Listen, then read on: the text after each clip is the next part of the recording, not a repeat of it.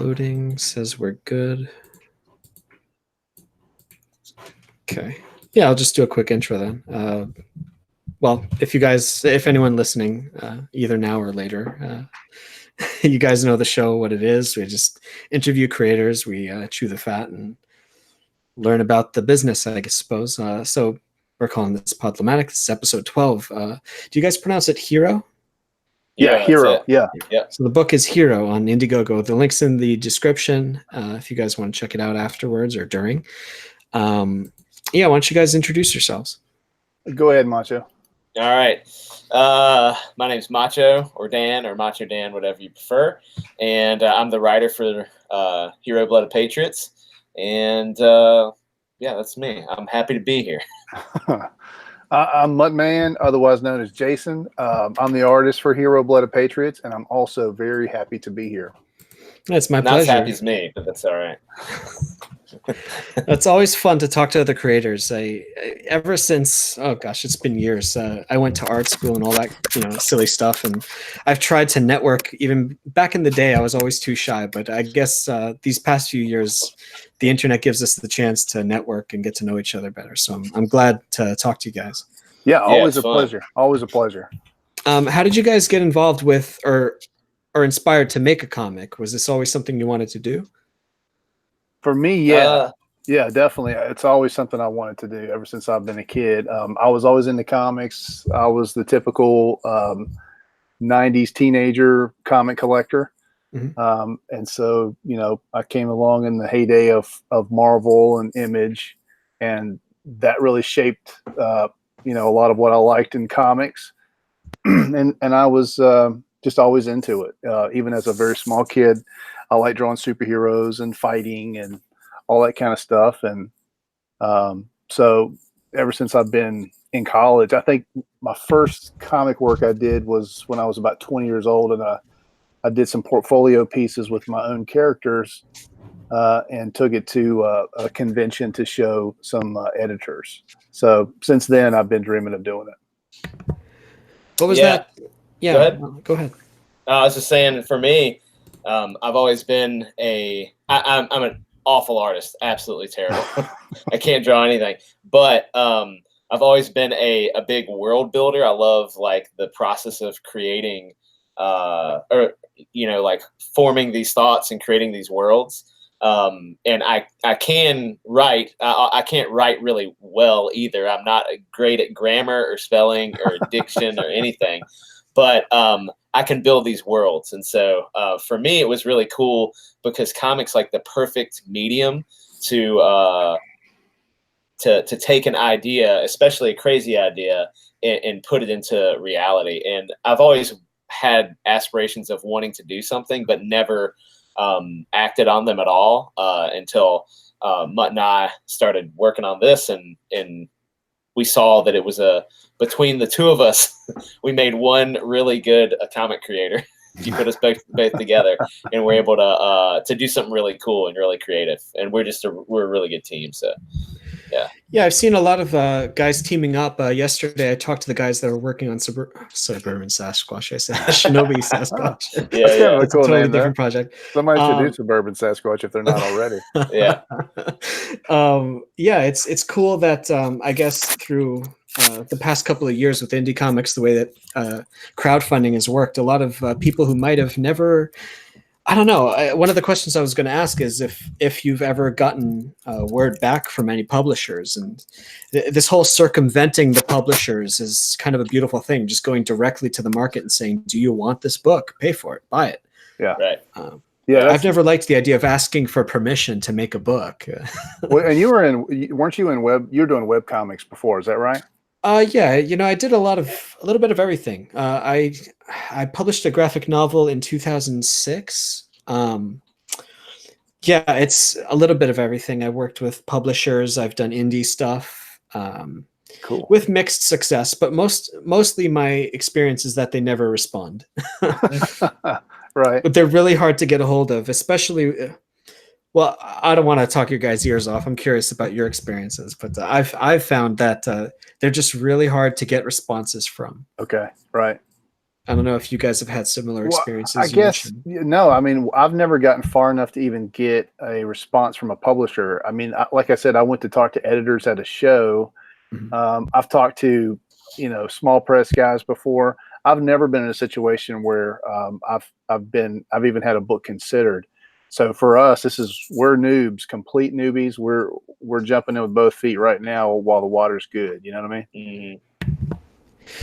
Yeah, really, it's there's such little overhead, I suppose.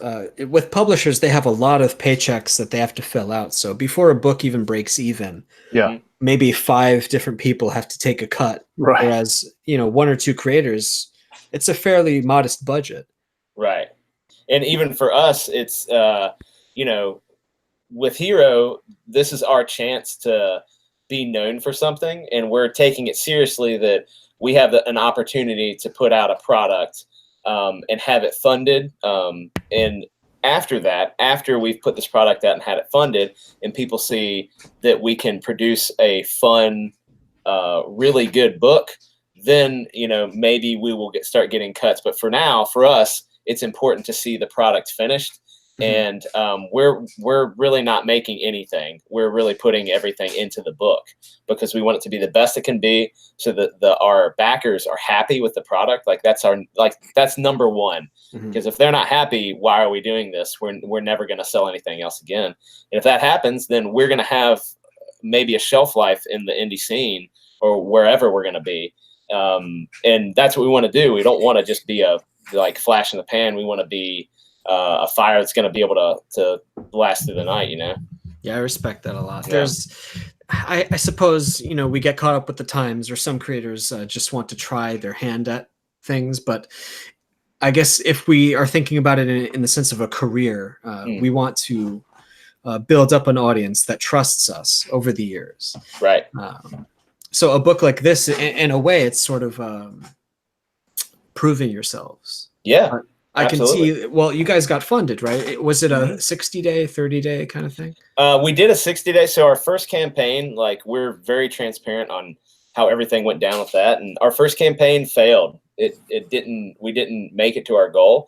And it was probably ultimately a good thing that we did. We learned a lot, and we were able to reevaluate what we were doing right and wrong. And it did come down to mostly time of year launching, and then also just not having a good foundation of support with backers and fans beforehand.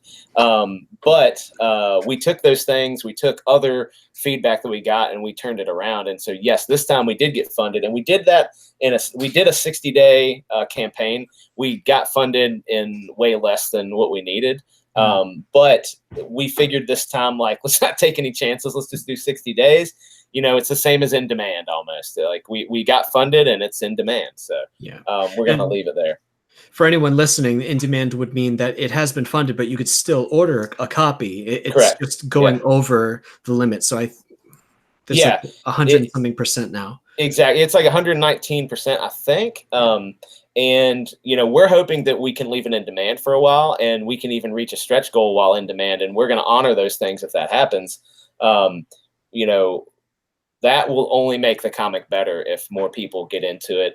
And so you're going to see us continue to push it and continue to, promote the book, because, it's important to us to get the best quality product possible. And, print it's cheap. If you look, if somebody's just looking at it oh, it's cheap, you can print these things for, whatever. But really, it's really not cheap, especially for what we're asking is not a lot of money.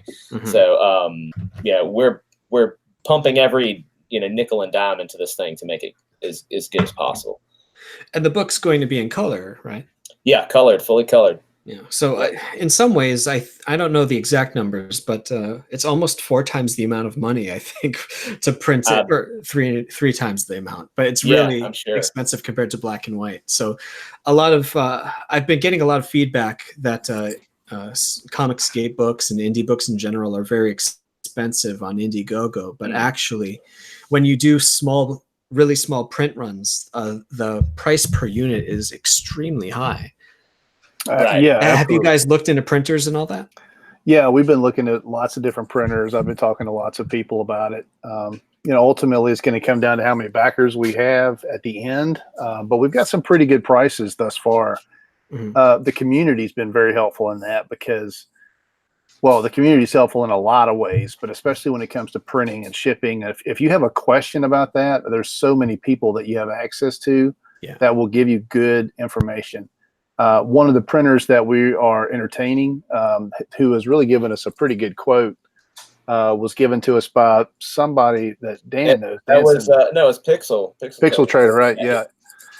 We were actually, I don't know if you heard about Kraken Print, but we were talking to them, and man, they were promising some good stuff, but man, they did not. It looks like they're belly up at this point. It looks like belly up. Yeah, it looks like it's. I've heard a lot about what happened. Basically, I've heard that they closed and disappointed a lot there Is it worth talking about? Yeah, that's right. I mean, I think it's worth talking about. I know that there were some creators within, like, I don't want to give any names out because I don't know if they want that to happen, but there's creators within, like, there's all these DM groups. When you're a creator, you just get invited to these DM groups, and there's one where there was a specific creator that had used Kraken Print, and he is like, I mean, even up until a few weeks ago was like, hey, I haven't heard anything from Kraken. Has anybody else heard anything from Kraken? They say they're going to reprint it because there was a mess up or something like that, which evidently seems to be turning out to be a lot of lies. And unfortunately, then a couple weeks later, I'm seeing that they're no more. I don't know if they were lying. I've kind of looked into it a little bit more, and you may have the inside track. I think that really it's just a business model problem. The main guy, it's a broker situation. Like, they don't have printing presses or anything like that. They're just brokering the jobs either overseas or to U.S. printers, and they had some sweet deals apparently. And I think some of those deals may have changed, and that just put them out of ability to fulfill the way they wanted to. And then it was just kind of like a domino effect where they had so many things in play at one time and so many printers not working with them. I think that's sort of the problem that started to happen. Gotcha. But also they had actual creators were the ones who were selling the services. So that was part of the model, was that you get your comic book quoted by somebody who's made comics before. That was kind of the business model. So a lot of those people that got laid off, they were creators.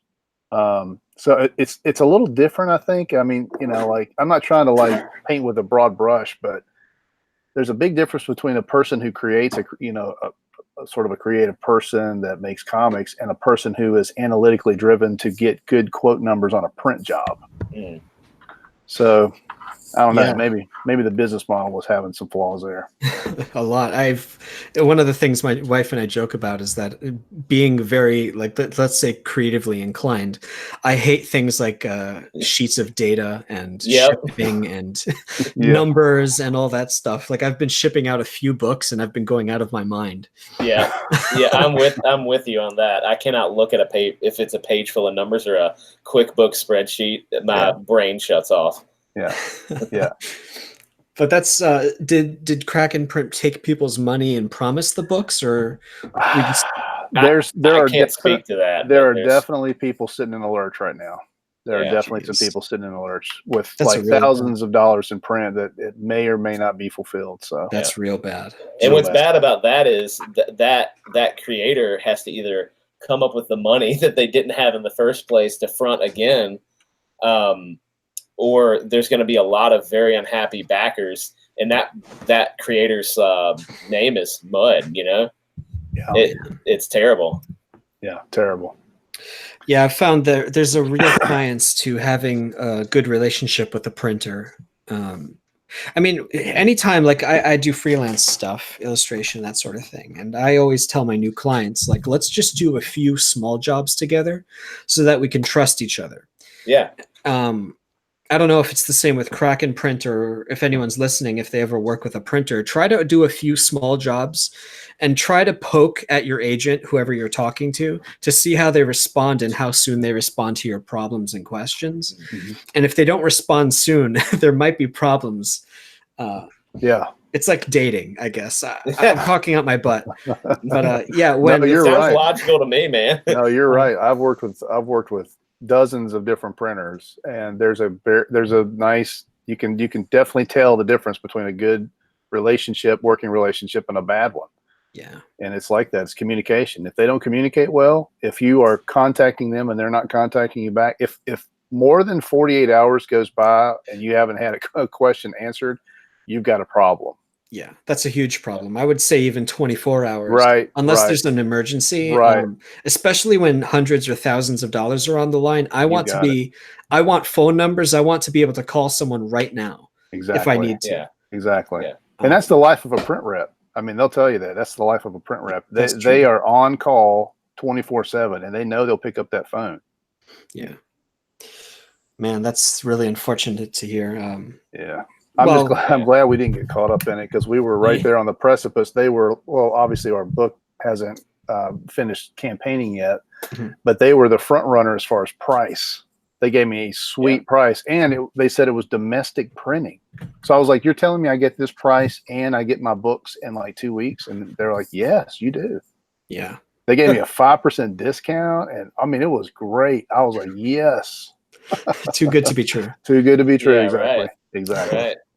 Well, that's one of the big challenges. I try to like offer little nuggets of advice for anyone listening. If you ever wanted to make your own books, there's so many different services that take a little piece, a little cut here and there, that you have to be very careful about how you run the business, even if it's small, to earn anything resembling a profit. That's one of the biggest challenges of this model of, or how to make a sustainable run at indie comics. Yeah. That's one of the things I like to ask about, but I'll get to that. I actually wanted to talk about the book for a little bit first, let everybody know what this book is about. Yeah. I looked at your Indiegogo, and your video at the beginning opened with a cool quote that I used to collect quotes when I was younger. So that's the kind of thing I like to collect. Cool. That's cool. Yeah, I don't want to rob it from you guys. What's the quote? What inspired you to start with that? Is it you talking about that's the old one, isn't it, or is that the new one? It's the Tree of Liberty. The Tree of Liberty must be refreshed from time to time with the blood of patriots and tyrants. Yep. So that is a quote. Thomas Jefferson.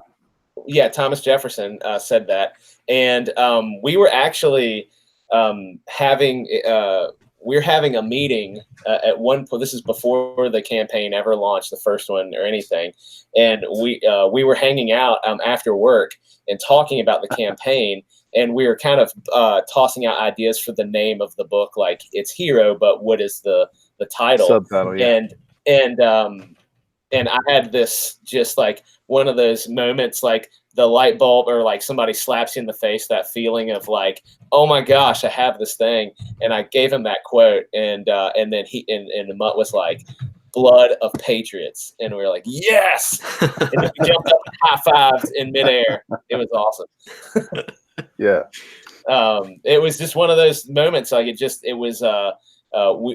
Like we do really well when we hang out together and we can talk things through, and we have a whiteboard to draw on, and we have plenty of coffee. So that was what was going on that night. And it was just one of those meetings where everything clicked really well, and we had some great ideas for the book. So that's where we got it. And it sounds like you guys live locally with one another. So yes. You have brainstorming meetings. Yeah. So we actually, we've known each other for a number of years, 10 plus years, easy. And so we, let's see, we always tell the story that we were just, we go to church together, but one day we were doing something and we were both there at the same time. And one of us said something about comics, and let's say I said something about comic books, and Mutt said, wait a minute, you read comics? do we just become best friends? Yeah. And then it's all over from there. Like we've just kind of we live close together, so we can meet fairly easily. Our families are very close. Like our wives know each other, our kids play together. And so it's been it's really cool to have a creator close by, and one that you've also known before and know you can trust, and know that's going to get the job done, and will have your back in whatever's going on. So we're a little bit different than a lot of creative teams, because a lot of these Indiegogo teams, there's nothing wrong with this at all, but a lot of them are in different states or different time zones in different parts of the world. And that's fantastic. And I love that this has been a way for people to connect, and different creators that would never have been able to do that are able to make these incredible books. Like Cal and Rob are a perfect example. But it is something special about being able to be close to each other and do these things together. So yeah. Well, I could guess, but what do you think are some of the advantages? I guess obviously you know each other, but yeah, being able to brainstorm in the same room versus virtually. I mean, it's a lot. I don't know. I feel like it's. I mean, this is very obvious, but it's just like more personal. You can sit there and you can really hash stuff out. I feel like much better than you can over the phone or over like a Skype call or whatever. And I feel like it feels more organic. We can just talk easier and focus better, because I'm not on this computer that I can change the screen. Like I could be watching like Scooby-Doo right now and you wouldn't know, you know what I mean? It's more important, I think, to be able to be engaged with that person face to face. I think it's something about that that's a little bit different. Yeah, I just like the energy you get in a room with creative people. Part of my job is to do that. My full-time job. Actually, I like Marshall Lee. I don't know if you know Marshall Lee, but he calls it a side.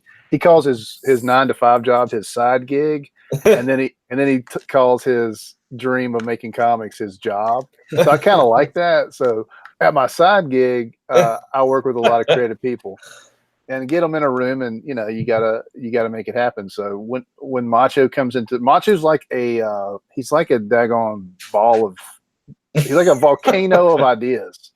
And you never know what's going to come flying out, and you just got to like sort of like just get that flow of ideas kind of turned the right way, and then you just try to like get as much out of it as you can when it's happening. That's a great, yeah. It could be scalding magma and it could burn your arm off, or it could be like that one nugget of gold that plops out and you're ready to go. His favorite. Sometimes you never know. His favorite thing to say is, "Ooh, what if?" That's true. That's my like catchphrase. And I've always I've had meetings like that where all of a sudden we ask what if questions and then the budget triples. Oh yeah, right. Oh yeah. Oh yeah. It really, I think the only limit at that point is time and money.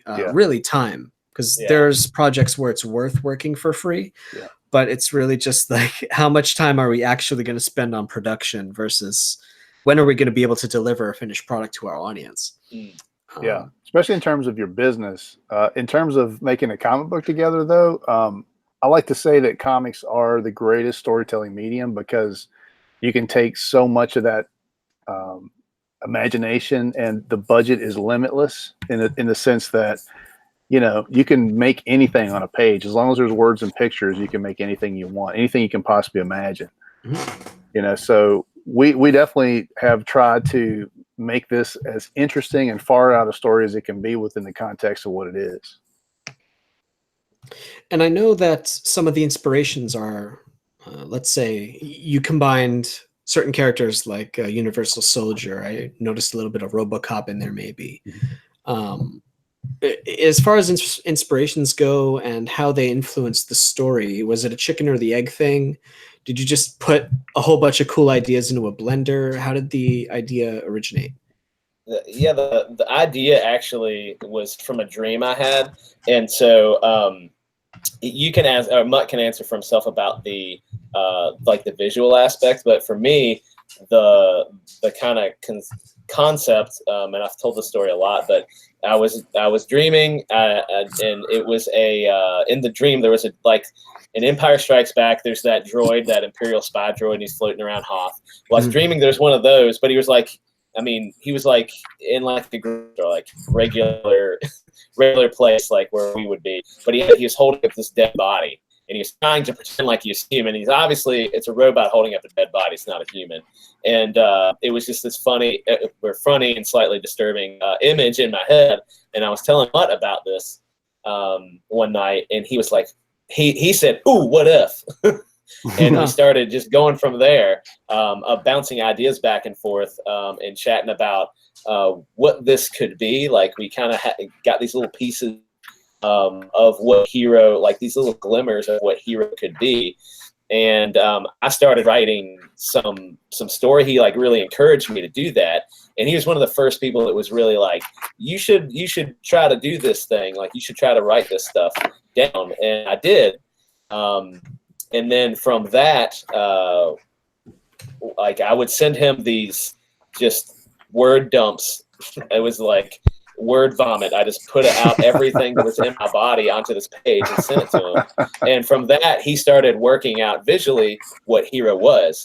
And I've said before, like, I'm not a great writer in the sense that I have great grammar and punctuation and things like that. I do feel like I'm a very strong writer, though, in my ideas, concepts, and how I can draft a story. So I was able to give that to him, and he's been able to see through my my shortcomings and make a really, like, very iconic character. Yeah, Now, I can show you some of the early pictures real quick. I mean, just some of the sketches that we made when we were first starting out. And this has been, like, we've been working on this for, like, 4 years. I mean, longer than 4 years now. So this is something, like, it's not something that we just came up with like a couple months ago and we're like, this is going to be awesome. Let's just make this story about this robot.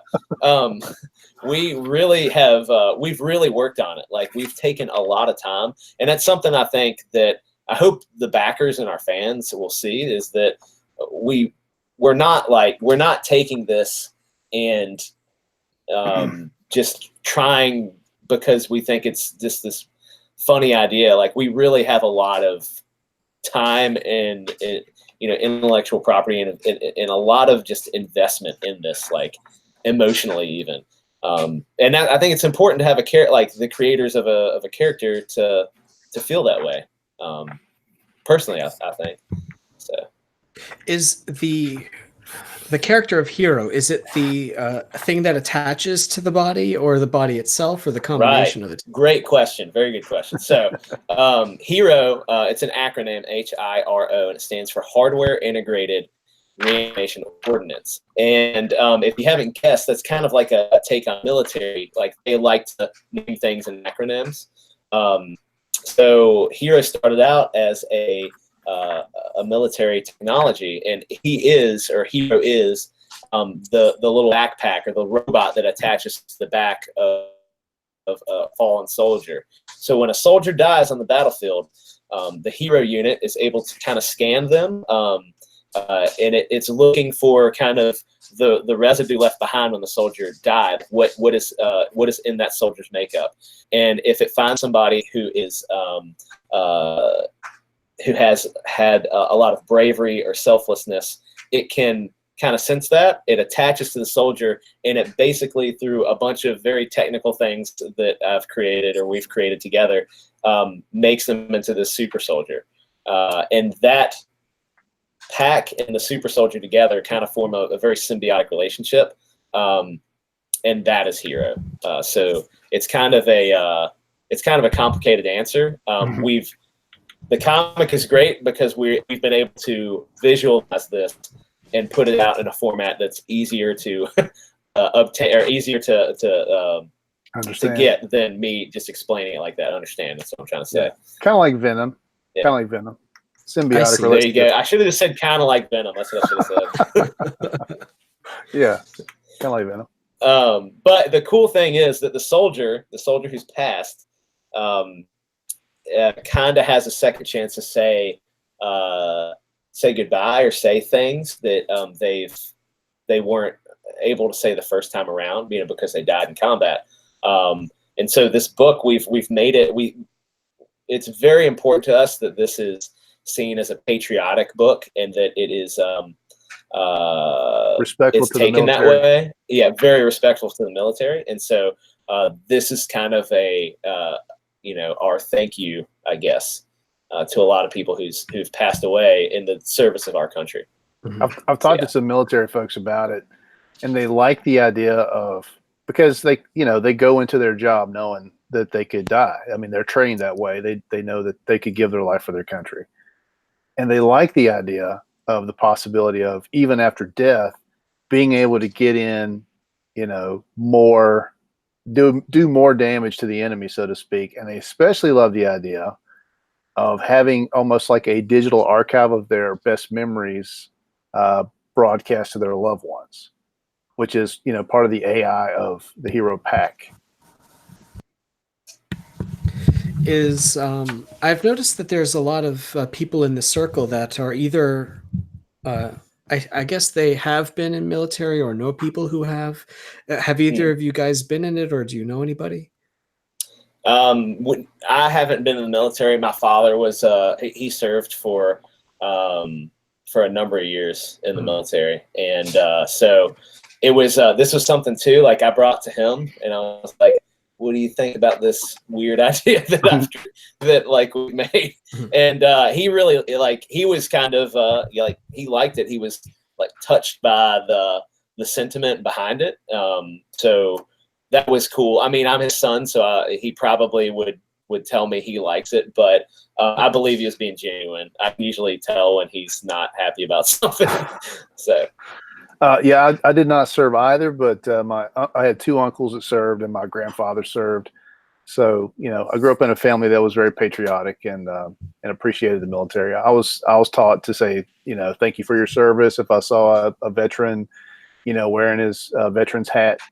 So that's just kind of who I am and what I do. And so we wanted to make this cool wartime story, but we were just being conscious of the fact that if someone had a loved one that died in battle, they might find this a little bit, offensive or whatever.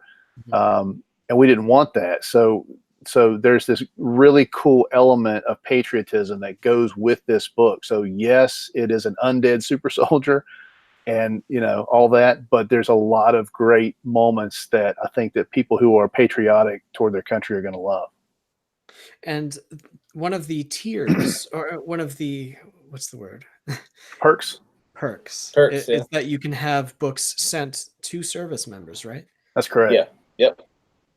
So if anyone's listening, how do you guys going to go about fulfilling those? Do you know a place that distributes? Yeah. That's a great question. So there is a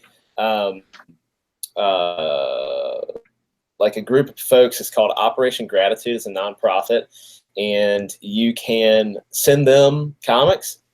Excuse me, and they will take those comics, and they do have some sort of, I believe Operation Gratitude is one of the better ones. There's a number of ones that will do it, but I think they have a database of like what particular like interests soldiers have, and they will take them and say like, okay, well, these are comic books and these soldiers enjoy comic books, and they'll put them in care packages and they'll get sent to those soldiers. So that was something important to us. We did it on our first campaign that didn't make it, and we've done it on this one. We've had a few people take us up on that, and it's really cool when that one comes through. It's really neat because we know we're going to get to pack up a bunch of comics and send it to Operation Gratitude. And we hope that, like, I really hope one day, like, it's sort of a selfish hope, but I do hope like somebody gets that and reads it, and I would love to hear from one. I'd love to hear from an active duty soldier that got this and they're in, wherever they are in the world fighting, and they enjoyed it. Like that is that would be one of the biggest highlights, I think, from creating this even, so yeah, it'd be really cool. And it feels good too. Like just selfishly, it feels good to do that. So yeah. No, I certainly understand. Story-wise, now it just seems to take place near future, far future. Is like you mentioned World War III in the description. Near future is a good descriptor. It's obviously it's World War III, and there's so Russia has basically they are the superpower. You know, they're bigger and better than the states in this book, and they are closing in. We're calling the Red Threat is their kind of their fighting force or their army, and so the Red Threat is closing in. But we also have a villain of our book who is he's kind of Mutt describes him as a Loki character, and I think that's the best way to give you a visual of how he acts. And his name's Volk, and he's kind of sows chaos throughout the world. And in this book, he's going to sow a lot of chaos for our characters.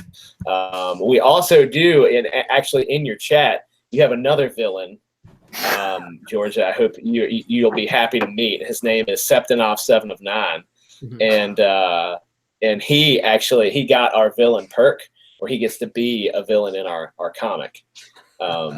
So he is, he's going to be we're calling him like the boss level villain. So he's going to fight Hiro. He's ultimately going to lose. He'll tell you different, but he's ultimately going to lose. and he's going to have a big bloody battle in this kind of mini arc within the Hiro book.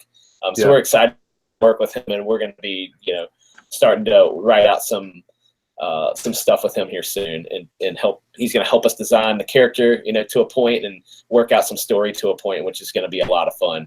So we're excited about that.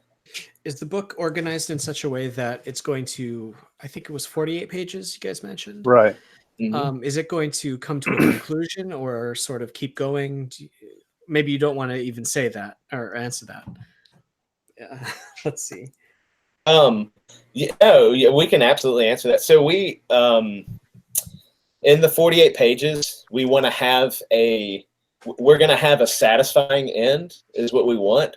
But our ultimate goal is like a 3 kind of volume set. So we may, we're really hoping that this is a hit, and we hope people love it, because we have a larger story to tell. This is a segment of that story.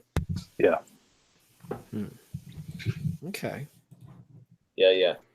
Let's see. And Septinov's in the chat. He says, "But I will be victorious." He's real cocky. He thinks he's taking everyone down. We'll see what happens.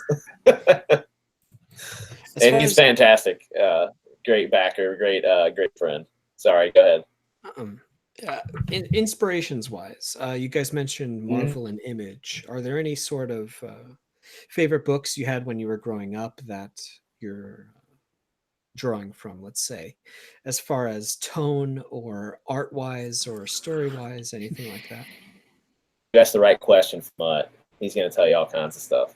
Yeah, I don't know. I mean, I've got so many, because I was in the indie comics, and I think Image is a little mainstream. I was into a lot of stuff that was even more indie than Image back in the day. So I don't know, man. I've got so many different artists that I like, so many different story arcs that I like. It's hard to really pull too many artist names out, because if I say, I'm really inspired by this artist, people will look at my art and go, well, he's not even close to that. So it's, I'm doing the best I can with what I got, is what I tell people. I have a long way to go to get to the level of art that I want to create, but I'm working hard at it right now. I'm doing the best I can. But I don't know, dude. I love 90s comics. I love even early 2000 comics. I love a lot of Image stuff, a lot of Marvel stuff. That's kind of the broad stroke.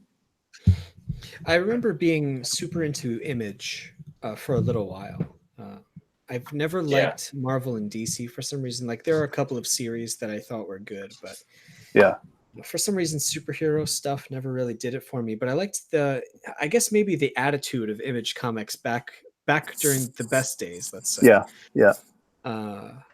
I don't know what exactly happened or when, but I guess around the time Wildstorm split from them, something happened. And I saw a documentary. I was talking about it yesterday. Yeah. Are you talking about the The one on what I was going to say is that the image story, the documentary. I'm not sure what it was called, but I think it was related to the Sci-Fi Channel. I watched one on Amazon Prime.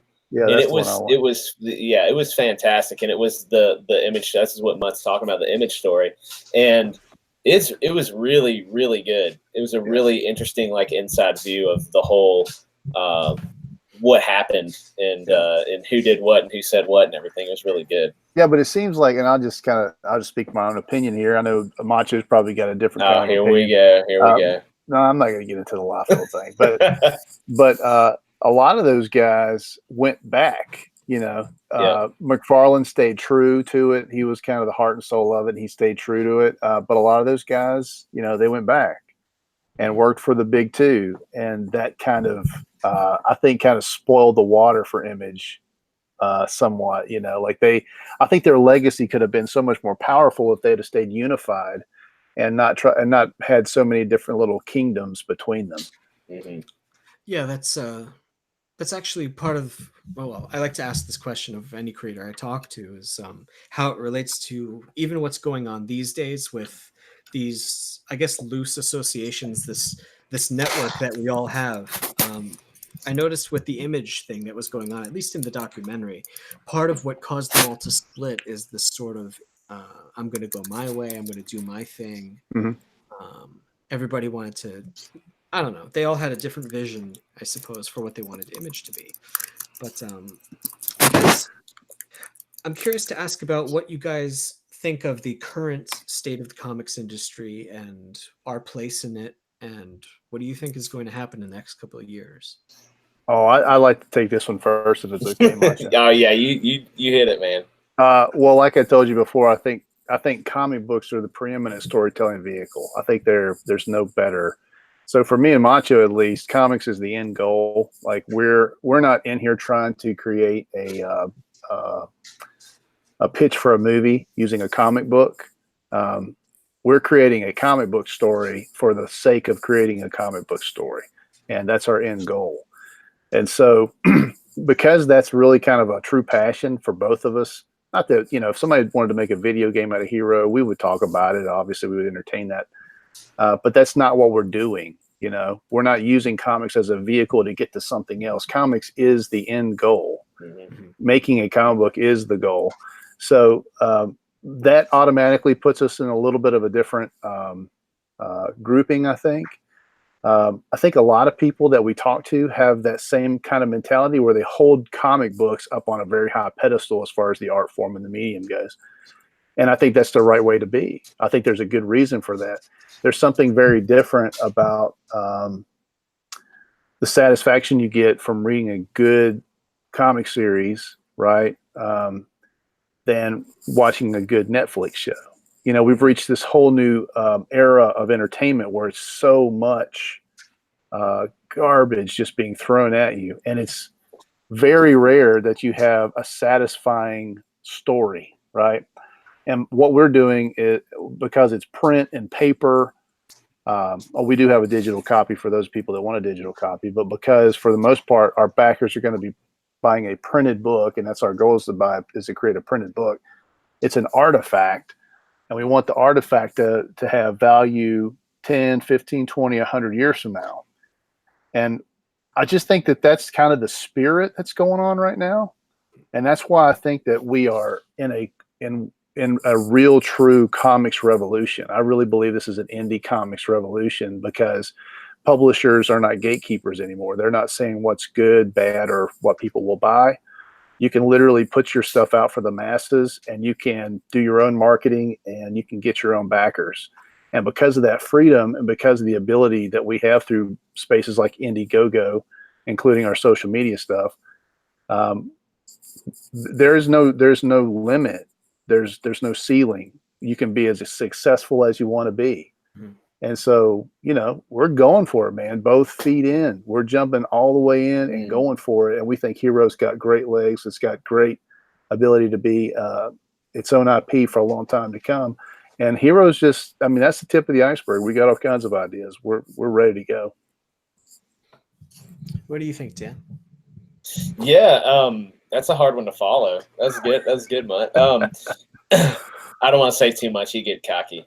His head will grow too big.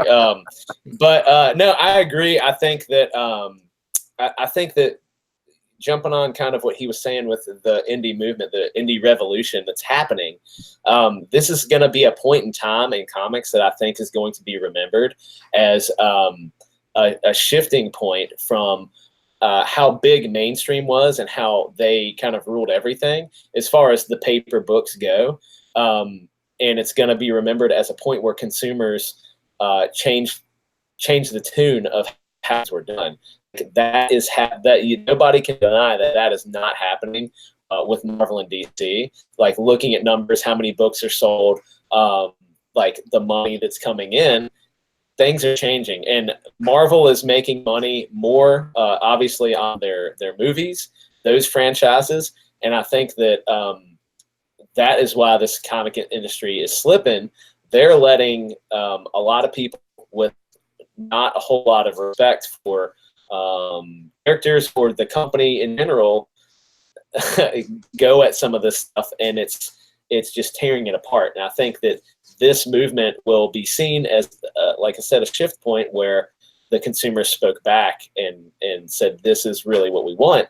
And it's the right time for indie people, any indie people, to get into to making comics. Like, you're never gonna, 10 years from now, you're looking back and you're like, man, I should have jumped in. Like, this is the time to jump in. This is the time to do it. There's no better time. And I'm not talking about doing it to make money. I'm talking about doing it to make a name for yourself, because characters are coming out and some are going to fade away and some are going to be nothing. But this is your opportunity to get out there and make a name for yourself in books. And even if it's indie and it doesn't go anywhere bigger than that, if you're a creative person, then you're probably like me and you feel this need to create something, to make something.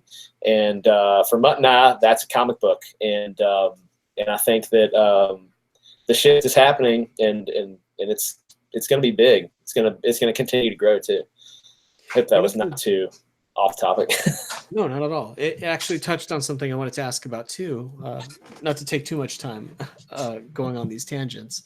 I try to do like an hour for these, but I'm curious about how we can build or maintain partnerships with, say, local comic book shops, because I go to my local ones, and a lot of them, of course, are dominated by Marvel and DC, and they have small indie sections, but they're hard to penetrate. And I've found that I would have to manually go to all of the LCSs. Like, I have to drive there, show them my physical book, and say, would you like to put this on your shelf? Right. Are you guys going to or planning to shop it around to LCSs, Hiro? Yes, but I mean, I don't know if Dan, I don't know if me and you agree on this or not. I can go first, and you can say whether or not you go, and then I'll react. Okay. React strongly.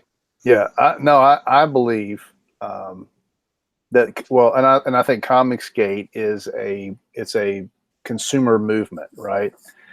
And I think that people want to, and I'm going to get to the local comic shop, but I kind of have to start here, because I think that Comicsgate is sort of like, that's the best name for the wave that's happening. Comicsgate is a reactionary market movement, right? People got tired of identity politics in comic books, and so they started to look for alternatives. So they looked to the indie market. The indie market is producing at a high level right now.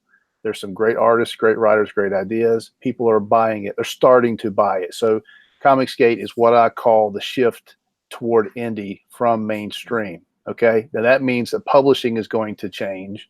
And that means that and it also very much means that distribution is going to change. Local comic shops don't have any other option but to shift with the market. If they don't shift with the market, they're not going to have any customers. So they have to figure out how they want to do that. I'm not sure how they do that. We love our local comic shop here. We love our people that sell, cool, geeky stuff here. And we hope that store model can last and do well and find ways to thrive. My personal opinion is that a lot of this stuff's just going to go to online shopping, just like most things do. And you're just going to go to your favorite online store to find the comics that you want. But at the same time, there are going to be places that figure out a way to make a physical, brick and mortar store that sells all this cool stuff. And if that model can be repeated, then I think the local comic shop can start to thrive again. It's kind of a bleak outlook, but that's kind of how I feel about it. That's really depressing, Mike. I know. I'm depressed about it too. I just think that's the way it is. I used to love to go hang out in my local comic shop and sit around and talk with all of these people that were like-minded. I have great friendships and great memories of that, but it's going the way of the dodo, man.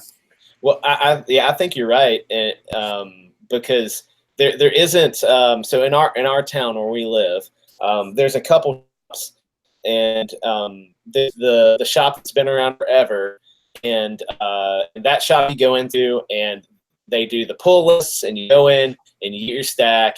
There's the new release section, but it's not crazy big. They don't have a ton of space for back issues, and back issues are typically cover price, which is crazy. And so you walk through there. It's typically a walk in, grab your crap, walk out. Like that's what you do. There's also a shop that is 100% all used. The dude just buys whatever anybody brings in. If it is a pop culture collectible, it can be figures, records, whatever, lunch boxes, comic books, everything. And it's all used stuff. Huge back issue selection, quarter bins, dollar bins. That's my place. I love that place. Mm-hmm. It's all that old ink smells good on your fingers when you're done. And so neither one of those places are a great fit for dropping an indie book into. And we've always talked about, like, wouldn't it be cool to have a place that was a little bit more like a mashup of the two, and a place that would also be like an incubator for indie stuff. There is a place in Charlottesville, Virginia, which is it's quite a ways away from me, but I visited once, and is a small shop, but they have a whole rack, like a whole it's like a file cabinet, a big, huge thing. And you pull it out, and it's like 10 drawers, and they're all indie comics. And it's really cool because you're flipping through, and there's indie comics of every shape and size. Like there's square ones. Like who makes a square indie comic? That's really weird, but they do. Or like really long ones and really tall ones and stuff. And that was great. And I thought that was such a cool model. I'd love to have the capital to do a shop like that and to really get it in there, but I don't know.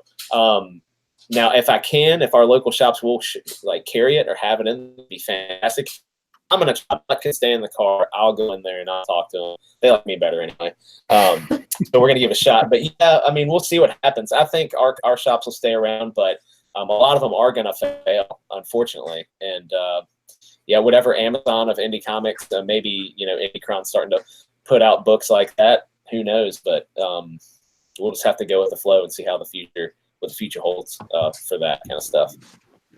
Part of the power I've always thought of comics is to be able to do signings or go to conventions, that sort of thing. Have you guys ever been to a convention or exhibited or anything like that? We've been, and we have aspirations of sitting at a table with some silver Sharpies. We can't wait. I can't wait anyway. Yeah. When we've got some books to sign, we'll probably do that.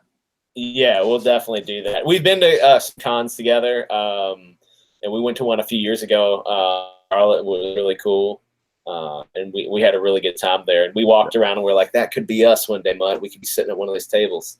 Yeah, yeah. Now we love we love meeting people, and we love hanging with people that are interested in what we're doing. And I mean, obviously, we'll talk about it as much as you'll let us until you cut us off. So rubbing elbows with people, that's great. And we're hoping to get to do a whole lot of that. We just got to get this product made. Mm-hmm. Yeah. Well, I've always, it's half a joke question that I ask is, do you think there will ever be a CG con or something like that? Yeah. I already know. Man, I think that would be so cool if they did that. If somebody would take on it's got to be Pixel Trader. He's got to be behind the scenes doing this thing. He's in he's everywhere. But or Edwin, maybe, I don't know, but somebody's got to create one. And if they create it, I really feel like it would be, it wouldn't be huge. It would start off pretty small, but I feel like we'd get a draw of people. I think it would be fun. And it would be really neat to like meet some of these people. There'd probably be some drunken fist fights, like 100% there would be. And that's what it is. It is what it is. But I think it would be a neat, you know, it's kind of like how there's like maker fairs, like people that they like to like, you know, make stuff like out of old barnwood or whatever, you know, like those things started as something like this, and it's grown into this, you know, people are making, you know, they have these conventions about people that just make stuff, and they get together and they talk about the things they make. I mean, I seriously think something like that could happen for CG or a CG con. It'd be great. I'm more about it. I mean, you know, all these guys that we've met and that are under that CG umbrella. Again, I think Comicsgate is a market movement. It's hard for me to kind of call somebody a Comicsgater, because it's like saying, like if you say, "Are you Comicsgate?" and they say, "Yeah," it's like saying, "Are you online shopping?" Yeah. You know what I mean? It's weird. Like it's a market movement. It's a market reaction. I know where people are coming from and why they're doing that. You know, if you ask me, am I Comicsgate? I'm like, yeah, because I'm a part of the market movement. I'm also Team Comics. I'm also Indie Comics Revolution. I'm all of it, because all of it really is going the same way. It's the same direction. So when you say, should there be a CG convention? Sure, why not? But let's let everybody who's doing indie comics, you know, come in. I mean, it's the time to be into indie comics, whether you're throwing it on Kickstarter or Indiegogo, you know, regardless of your political affiliation or regardless of your feelings on, you know, print or digital. If you're into indie comics and you've got a unique IP that you like to show, this is the time to do it. So I like the idea of that convention. You're right this time. Yeah, you're right this time. Well, there are some indie conventions, like I live in the New York area, and the farthest one that I go to is in Baltimore, called Small Press Expo. Yeah, I've heard of that. Yeah. It's, when you go, it's very clearly left-leaning, and I don't think that they would even permit a lot of the people, like I say CG, but what I really also mean is indie comics, but also that includes, like, let's say right-leaning and centrist-leaning creators that maybe don't get to play in the circle as openly as others. I was there last year exhibiting, and I was wondering to myself, what would happen just as a provocative move? I don't actually care, but if I put on a red MAGA hat, what would happen to me? And I was thinking, you know, I'd probably get things thrown on me. I'd get kicked out. I'd never be allowed to have a table again. And I was thinking, I don't know. It seemed terrible to me that, you know, here we are trying to promote indie comics, the thing that we all love and share in common. Yeah. And it seems to have been taken over by these people who want to exclude others, despite all their talk of inclusion. So it breaks my heart to think, like, I really want to meet so many of these great creators that I've run into thanks to the past year and a half or so. Yeah. You know, I use the example of Eric Larson. I probably don't agree with Eric Larson on, you know, two things. I mean, I'll probably agree with him on two things: that Savage Dragon used to be pretty cool, and that he's successful in my book because he's taken a character that he has created himself, he's created an IP, and he's stayed on that train making Savage Dragon comics for his whole career, and that's all he's done. To me, that means he is highly successful, right? Because I think he gets it. Like, he doesn't need a Savage Dragon movie. I don't know if he's ever even entertained it or whatever. He just wants to make that comic and continue to tell that character's story until at some point in time he's finished. I would like to meet him. I would like to talk to him about that, you know? But if he were to ever, if we were ever to be in the same room together and he knew my politics, I have a hard time believing that he would accept me like I would accept him. Yeah. Who are we talking about? Eric Larson, your favorite guy. Oh, God. Oh, let's talk about something else. I'm sorry. Yeah, it joking. is strange. We're just in a strange time, I guess. I've always thought of myself as pretty open. Like my rule is I'll be polite to anyone who's polite to me. So right. I don't know. I'm sure there's a million things that we could find common ground with all kinds of like people who we might disagree with. Sure. Oh, what's this guy's favorite book? But if we can't even get tables at the conventions to meet people, because that's where a lot of networking happens. A lot of, during the day, you do your table, you meet people, and then afterwards, everyone goes out for dinner and drinks, and they all talk to each other long into the night and do all kinds of like fun deals and, oh, we should do a book together, Yeah. So I don't know what the form of it would take, but I do hope that someone somehow gets the idea of like putting together some way for everybody to hang out. But of course, there's a million opportunities for trolls to come and ruin it. And maybe it might just have to be like doing a con that, like whatever convention somewhere in the States, just saying like, doing a meetup thing. Like it might have to start out as something like that. And you don't have to broadcast that it is a, this specific type, but it would be cool to get a bunch of people together. I think like there's a lot of folks out there I'd love to meet, and I know not all of them I'm going to agree with.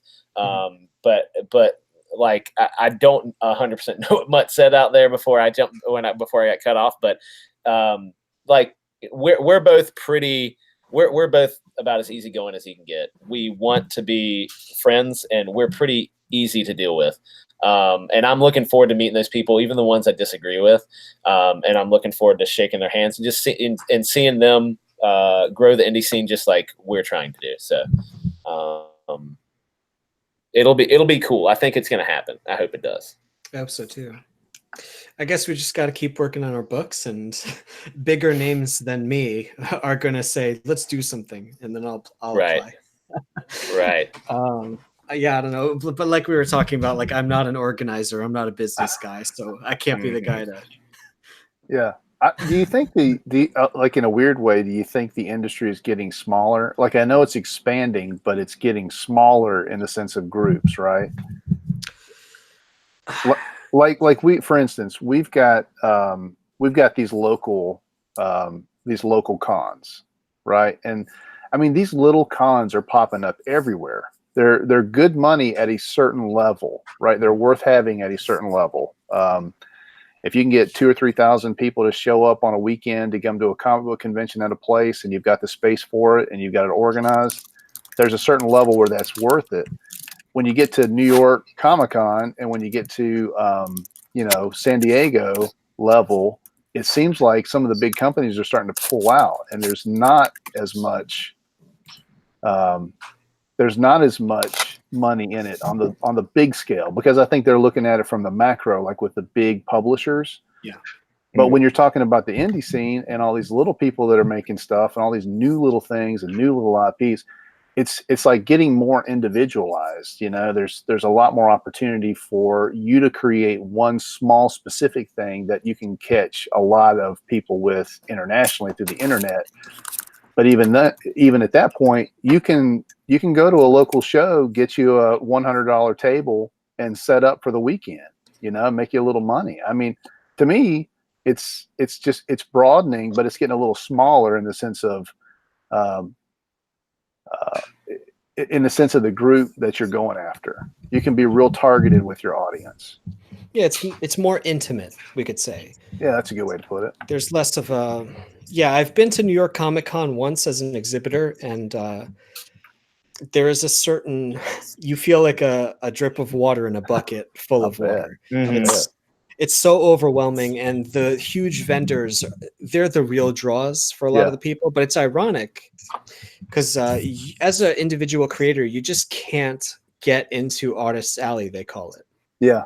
That's where artists like us would exhibit, I suppose. Yeah. Meanwhile, the show floor is littered with giant tables, that cost thousands of dollars or who knows how much. Yeah. And but yeah, local cons, I'm sure if you produce a book, Like a couple of my local shops, they have a little con at like a VFW or something. Yeah, right. And they just rent out a hall and say, Yep. get a table, let's come hang out. And I say, Yeah. all right, cool. Yeah. My only the downside for me is that I live in a fairly well, New Jersey is, you know, it is what it is. So I have an unfortunate reputation sometimes. I'm worried that if people looked up my name, they would believe things that aren't true about me. So you've heard of milkshaking. Yeah, yeah. I'm wondering if I'm going to end up getting milkshaked, but maybe that's all in my head. Man. I mean, dude, and I know a little bit. I think I saw an interview with you, and I apologize that I don't know your story well, but I know enough about it to know that you were kind of you had a comic on Reddit. Is that correct? Reddit? Yes. There's a comics section. Yeah. Yeah. And you had you had an ongoing web comic, and it was a humorous comic, and you got attacked by a bunch of lunatics that basically made it hard for you to exist there, right? Yeah, it was basically they voted my stuff way too high, and I suppose what they were scared of is we've elected a champion who is not one of us, or not controllable, let's say. Yeah, yeah. So they went to my Twitter and realized I follow a certain number of people that they don't like, and then they realized, oh, we have to get him on some charge. Okay. Right. So they spread a lot of rumors about me, and they didn't let me say anything on Reddit. So basically, yeah. Well, you got a small. Would you say that you have kind of a small press style as far as your illustration and what you produce? You know, style wise, I've never really been able to nail it down. I read a lot of manga, for instance. Yeah, yeah. So that's what the work ends up looking like. From the outside looking in, just from a wide range back, not really being intimate with your details, it seems like it might be a situation where people really assumed a lot about you without knowing who you were, right? Because of your style of art, because of the kind of work that you're producing and the humor that you had, they assumed that you were in step lock with their beliefs, and then they were hurt when they found out you weren't. It's possible. I mean, just posting on Reddit in general, there's an assumption that I suppose you agree with them on a certain number of things, or if you don't, you keep your mouth shut. Yeah. Whereas of course, on Twitter, I'm pretty outspoken about certain things, and they had to go to Twitter to find out. Or, for instance, I post a couple of comics on the Donald Trump subreddit just to see what would happen. And I won't say who, but somebody got in touch with me and said, "So you are a Nazi?" Oh my gosh! Yeah. And I was like, and they actually do believe that Trump is, basically Hitler. That's not a joke. So it's so sad to me. It's so sad. I didn't mean to catch up. I'm sorry, but it's just embarrassing for so many people to be so overtaken by propaganda and to not be able to think for themselves. Well, I really think it's as simple as they are so afraid and they're so willing to buy any story that will make them feel comfortable. Yeah. That, like, a monster has come and we have to make ourselves feel safe. And so it's really just as simple as crying wolf. I keep telling them this. Keep crying wolf. The real bad guys are going to show up someday, and then your accusations aren't going to matter. Right. Wow, that's right. It's kind of the same old thing. Like it's almost like human nature. When you don't understand something, or when you're afraid of the unknown, you burn it to the ground. Well, you create it, you make it the monster, right? Yeah. It becomes the monster to you, and you hate it, fear it, run it down. You try to destroy it any way you can. And ironically, they become the very thing that they claim to hate. They can't see their own behavior. It's right in front of their face. And I think that's actually one of the reasons my comics, the comic that insulted them, one of them, is that I tried to show them how they behave towards webcomic artists, and they didn't like that. But who does like being shown a mirror, let's say, when they're not at their prettiest? But Right. Well, you know, Macho and I, we really don't have the opportunity to even become probably accepted by certain people, because they'll automatically see patriotism. They'll automatically see big guns. That's right. Major doses of violence, you know, Punisher style They're gonna hate us. storyline. They probably already hate Yeah. us, so we don't have to worry about it too much. It's really just too bad. They used to be the open-minded ones when we were growing up, I suppose. I was born in '85, but Yeah. I, Yeah. it seems that it's just a polar shift now. For some reason, the conservatives are now the ones who are open and welcoming and open-minded.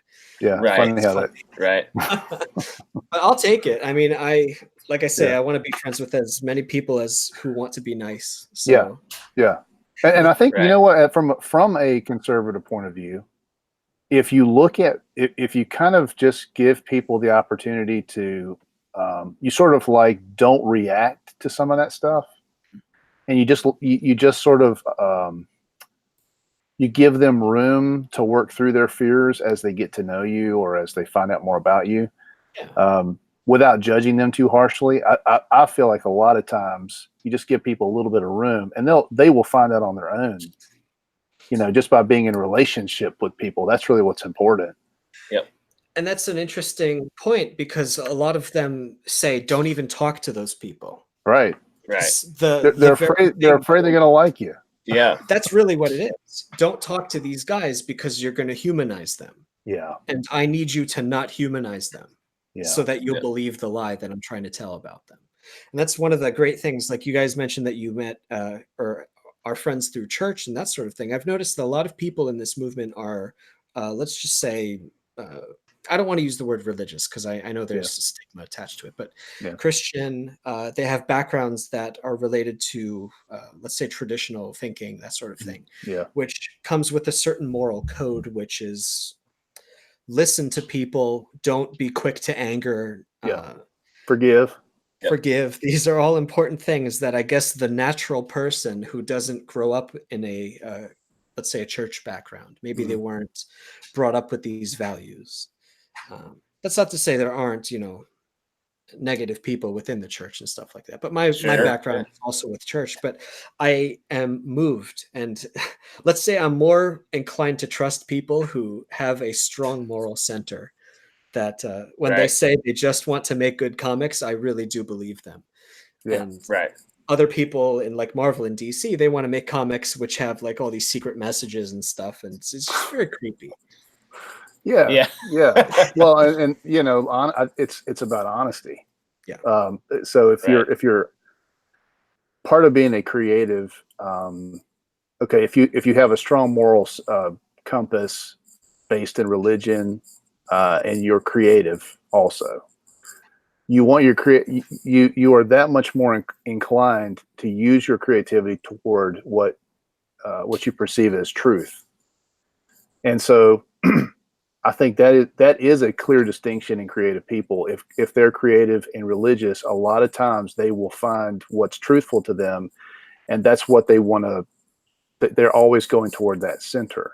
And if you're kind of liquid in your beliefs, or if you don't have a real strong, stabilized moral center, your creativity can get a little bit. I think it can be sort of like based on your emotions of that moment. And if you feel a lot of anxiety or fear, your creativity can take on some pretty ugly forms. And I don't mean ugly like, artistically ugly. I just mean ugly like it's not doing anybody any good. It's not an entertaining story. It's just kind of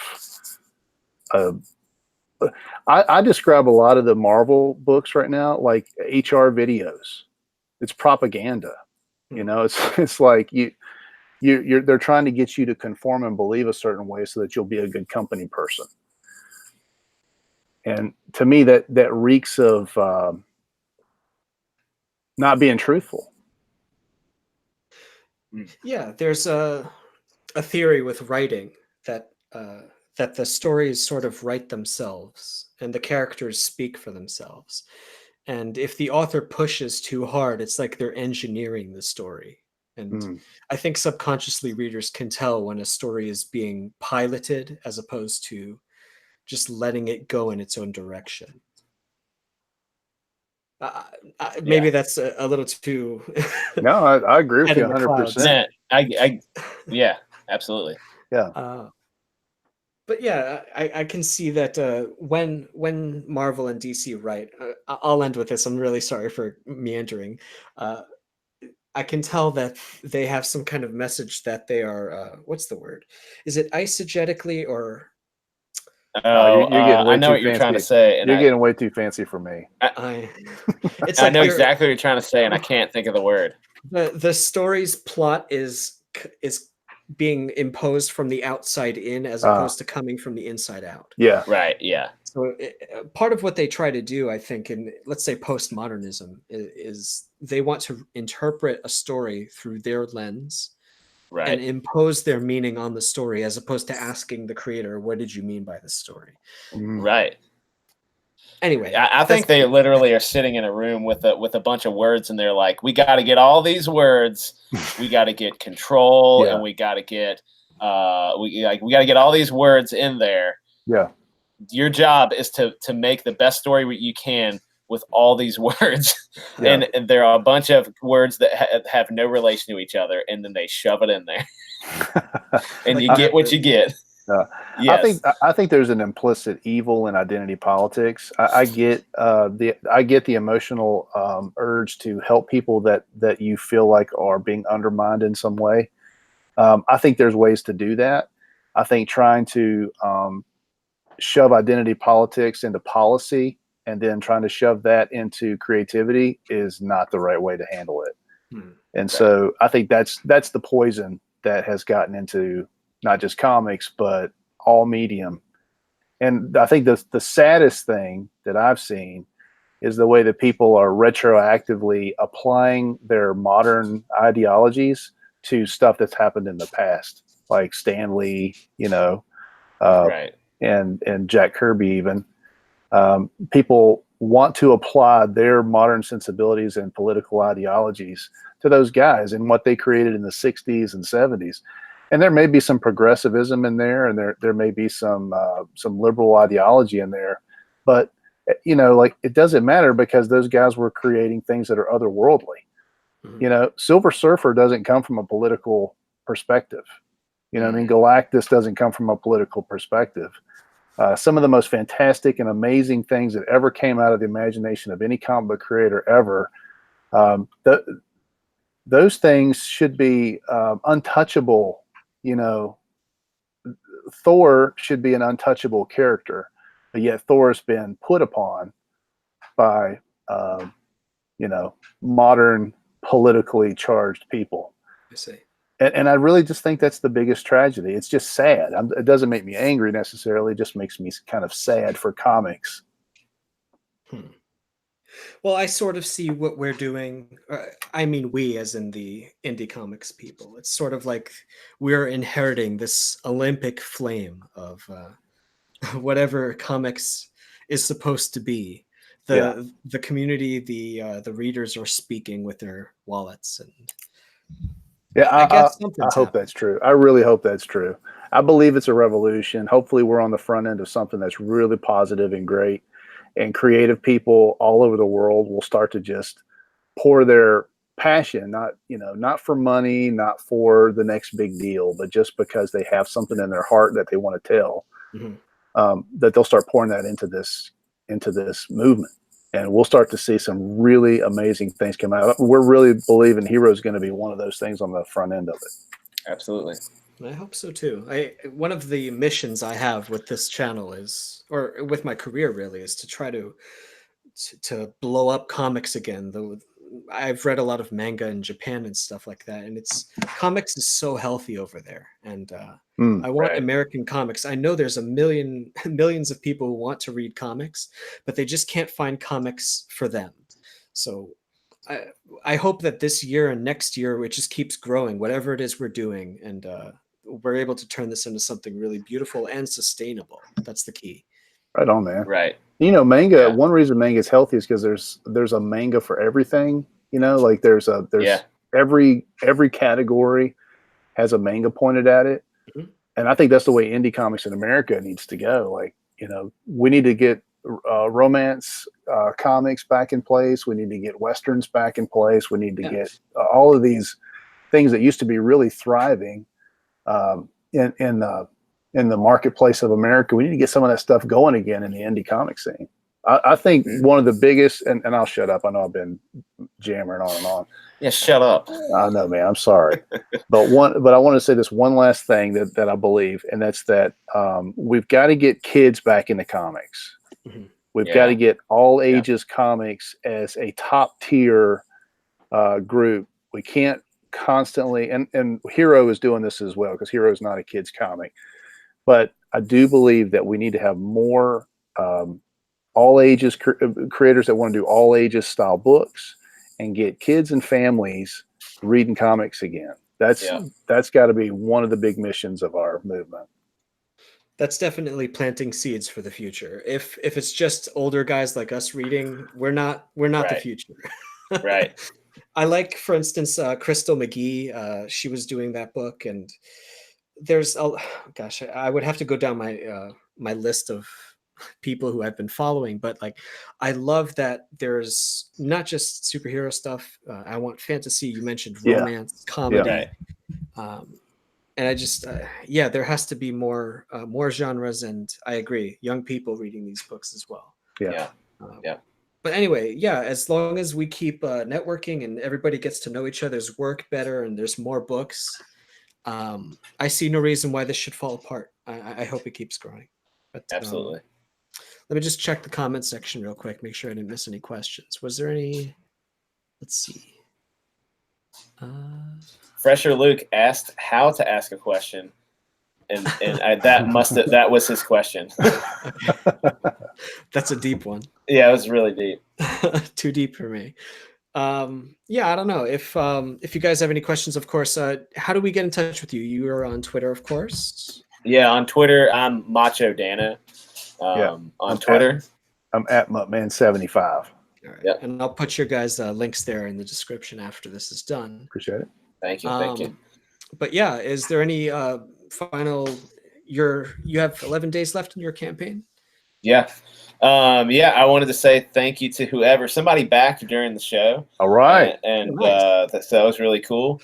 So I want to say thank you to whoever that was. I won't say your name out loud on air, but I appreciate that. We're at $44,586. Right on, man. So we're still trucking along. We got 11 days left.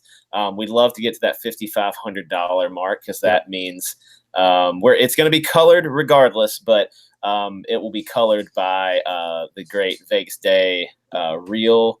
He's on Twitter at Vegas Day Real.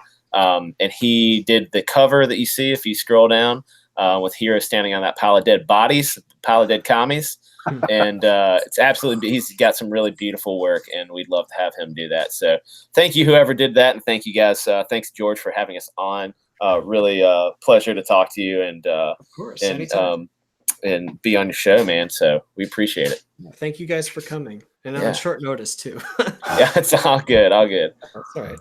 So if you guys want to support these guys, make sure to retweet their posts, link around their Indiegogo page. They've got 11 days left. Let's see what we can do for them. Yeah. I wanted to mention before we leave that you can read the first 16 pages for free. If you go to our the Indiegogo page that's linked, and you go down to the top of it's like right under that story header. There's a button right there you can click. You just put your email in, and then you can get the first 16 pages absolutely free. You can read that whole story, and you'll know exactly what's happening as we start Blood of Patriots when you see the first few pages of that. Very nice. Yeah. I love being able to read samples. Yeah, man, download it. We would love to know what you think about it. Or just DM us your honest thoughts. We'd love to hear it. Yeah, give us criticism. We're looking to get better. That's not going to happen if we don't accept some criticism. Of course, you got it. I'll write that down. All right, so I'm going to just say thanks again to everybody for coming. I'm always amazed that anyone wants to listen to me talk. But let's keep this ball rolling. Tomorrow I'm going to have another guest. Actually, every day this week I'm going to be having a live show with guests. That's awesome, man. That's awesome. I don't know. It's I've never done anything like this before, so I don't know if I'm going to pass out or what, but we'll see what happens with this. I like talking to creators. It's keep fun. it going. Yeah. Keep it going, man. But yeah, thanks again for coming, cool. guys. I'm always inspired to talk to creators, and I'm inspired to after talking to you guys. Absolutely. Awesome. And us too. Thank you man. for having us. All right. Yeah. Well, I'm going to say good night to everybody. Take care. I'll talk to you guys next time. All right. Yeah. Later. Have a good one.